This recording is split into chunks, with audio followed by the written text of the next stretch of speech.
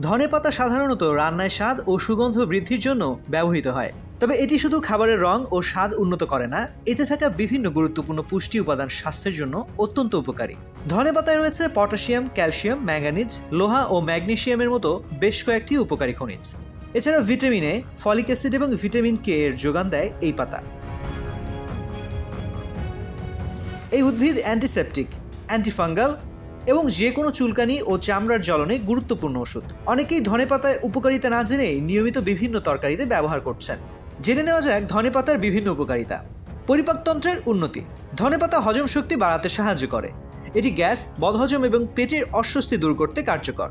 রক্ত পরিশোধন। ধনেপাতায় অ্যান্টিঅক্সিডেন্ট থাকে যা রক্ত থেকে বিষাক্ত পদার্থ দূর করে এবং রক্ত পরিষ্কার করতে সাহায্য করে।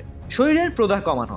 এতে অ্যান্টি ইনফ্ল্যামেটরি বৈশিষ্ট্য রয়েছে যা শরীরের বিভিন্ন ধরনের প্রদাহ কমাতে সহায়তা করে।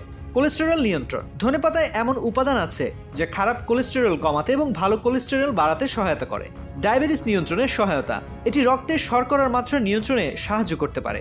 ত্বক ও চুলের জন্য উপকারী। ধনেপাতা ত্বকের উজ্জ্বলতা বাড়ায় এবং চুল পড়া কমাতে সাহায্য করে। এতে ভিটামিন সি ও অ্যান্টিঅক্সিডেন্ট থাকে যা ত্বকের সুরক্ষা দেয়। ইমিউনিটি বাড়ায়। ধনেপাতা রোগ প্রতিরোধ ক্ষমতা বাড়াতে সহায়তা করে, কারণ এতে ভিটামিন এ, সি এবং অন্যান্য পুষ্টি উপাদান থাকে। ডিটক্সিফিকেশন। ধনেপাতা শরীরের ভারী ধাতু এবং বিষাক্ত পদার্থ বের করে দেয় ক্ষমতা রাখে।